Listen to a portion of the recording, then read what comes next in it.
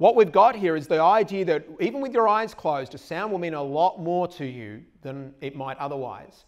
And again, you can perceive a lot of things to do with sound from the way in which you hear it. Okay, so speaking through the microphone here. I've now walked away from the microphone. You can still hear me clearly, but there is completely different qualities to my voice. For a start, there's now a location on my voice. It's right here.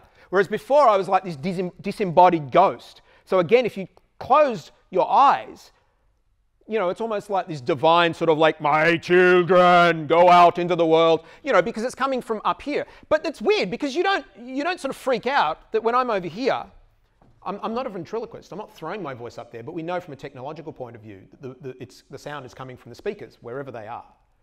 All right, so with sound, if you're talking in a 3D world, now the sound is attached to this 3D object. Okay, I'm a 3D model, I've been textured, haven't had my bones done yet, so I can't animate. But, you know, the sound has been attached to me. So wherever I move around in the 3D world, the sound will behave in particular ways. And this is kind of what we're wanting to do with our games. We're wanting to actually recreate things in a slightly more realistic manner. I'm going to have to fill something in on the camera now because I just walked out of camera shot, but that's okay. So this is the whole idea of where we're thinking about sound. And generally I find the way I've perceived my own goal is to understand to people that sound matters.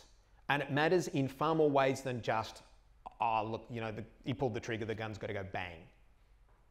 In what way does the gun need to go bang? And I'll actually give you a very, very interesting example. I went and saw Cowboys and Aliens last night. Kind of fun film. One of the things in that I really, really loved the way they did with the guns going bang thing, and I'm not going to give away anything about the movie so much, other than there are aliens in it, well, duh, and there are alien sort of weapony things in it. In fact, Daniel Craig's character, if you've seen any of the previews, has got this thing attached to his wrist that goes kaboom. One of the things they did that was really, really quite interesting, at one point I sort of stopped myself and went, wow, all the cowboy guns sound terrible. Because all the cowboy guns are running around going, you know, pap, pap, pap. And they sounded like cap guns. And I was kind of used to, you know, Hollywood where all the guns sound really, really big. I'm like, why have they made this? Is really weird. So all the other sound design in it was really quite good, right? So the horses thundering in, there's lots of bass and everything that was really quite good. But, you know, when the cowboys got their guns out, it was just kind of like, you know, starter gun going pap, pap. And then it got to the point where Daniel Craig finally fires off this thing attached to his wrist. And I realized, this is why the cowboy guns in this particular one have been designed to sound anemic. So that when the alien gun goes off, it sounds like all hell breaks loose. Whereas if this had been entirely just a cowboy film, the guns are threatening. If I point a real gun at any of you, you're going to feel threatened. If you know it's a real gun, even if you don't know whether it's loaded or not, you're going to feel threatened. And this is one of the things we do with sound. By giving something a giant sound in a film or a game, we are giving it presence. We are giving it some sort of level of importance. So in this particular case, what they've done is they've made a choice. The cowboys' guns need to be anemic so that when the alien gun goes off, you understand that the alien guns are far more powerful, far more devastating. And we can see that in the effect. You know, they blow up holes in the ground and burn holes in people. But it's not just the visuals, right? If you had this gun that sort of blew a giant hole in the wall but just sort of went, peh, you'd be like, oh, okay, you know. And so this is where the sound is supporting the narrative. And that's one of the other things that I am constantly trying to really, really force into people's brains and thought patterns. Sound's primary job is to be supportive of narrative because we are telling stories. Even Fruit Ninja is essentially telling a story. It might be in a 2.7 minute burst, but it's still telling a story. So, to get on to the topic of where we are going with this today is the whole idea that with a lot of the people who are here and a lot of the things to do with Freeplay is we're talking about smaller end projects. Now, handmade doesn't necessarily mean that it's a small scope, but I would suggest that not many of us are in a position to go out and make full budget PS3 titles. So a lot of us are working on smaller titles, and again, with Halfbrick, they've decided, well, let's do something for the iPhone because it's small, it's easily available, it's potentially easier to develop on, and a lot of these other sorts of reasons. So let's assume that we are talking about mobile devices for the course of today. iPhones, Android, iPad, even DS and PSP. It's relevant.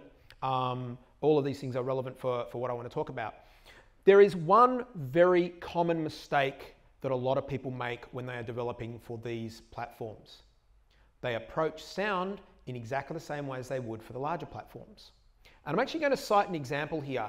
And it's not supposed to be disrespectful in any way. It's just a very, very good example because other than the music in this game, I think this game is just absolutely outstanding. And that's the original Puzzle Quest game, also made by an Australian company. Now, Puzzle Quest, I absolutely adore in that the mechanic and everything like that is really, really fantastic. And I've got it on DS, so I've played it on DS. My problem is that it's a game that's being created for a small platform, thus we have the issue with limited resources. And so what's happened with Puzzle Quest, and this is just an example that I'm speaking of because it's one I've played a lot, but this happens with so many other games, and in fact the Japanese RPG games do it all the time. When I first started playing Puzzle Quest, I was like, yep, cool, we've got the little theme, it's the opening theme of the game, and then we go and we've got our little traveling music, and then we get into a fight, and we've got our little fight music. But because of the limitations of the hardware, we can't have a fully symphonic piece of music that's going to, you know, up and change, and as the action changes, it reacts to what we're doing, etc., etc. What we end up having is we end up having a small little theme that we've decided, that's our combat theme. Great. And this is our little theme over here, and that's our travel theme. Also okay. And here's our little talking to the elf theme, perhaps. The problem with these is that, especially with something like Puzzle Quest, I've played dozens and dozens and dozens of hours of Puzzle Quest. Sadly, I switched the sound off because that little combat theme was very, very short, and within a very short period of time gets really quite annoying. Because there's this traditional idea of, well, we write music in the same way that we write music for other media. And this is where the games industry, I think, needs to really say, well, the film and television guys are going off in that direction. We need to go off in that direction. And this is not just through being stubborn. This is through the realization that, firstly, we are not a linear media. Secondly, there are very, very few films that you sit down that you would potentially sit down and watch for 50 or 100 hours. And I've probably put 50 or 100 hours into Puzzle Quest. I've put 50 or 100 hours into Final Fantasy Tactics, and Final Fantasy Tactics has the exact same problem, a couple of little melodic themes. We have to change the way we think, especially on mobile platforms. Little melodic themes are not only not appropriate, they are actually damaging to your product. And I will say that really confidently, because I don't care if you've written the best theme in the world. Choose your favorite musician. I don't care who it is, whether it's Beethoven or Lady Gaga. But if I give you the main theme out of a Beethoven piece or the main theme out of a Lady Gaga piece and play it to you on a repeating loop over and over and over and over and over, you will want to kill me. So this has got nothing to do with whether you're writing good music or whether you're writing average music. It's got to do with what the purpose of the music is. Now, on the musical basis, and in fact a lot of what I'll be talking about today is actually dealing with what is called generative sound production. Now I'm going to be using Fmod as an example to demonstrate some of these examples. Fmod is not the only program that can do this, and I want to say that very, very clearly.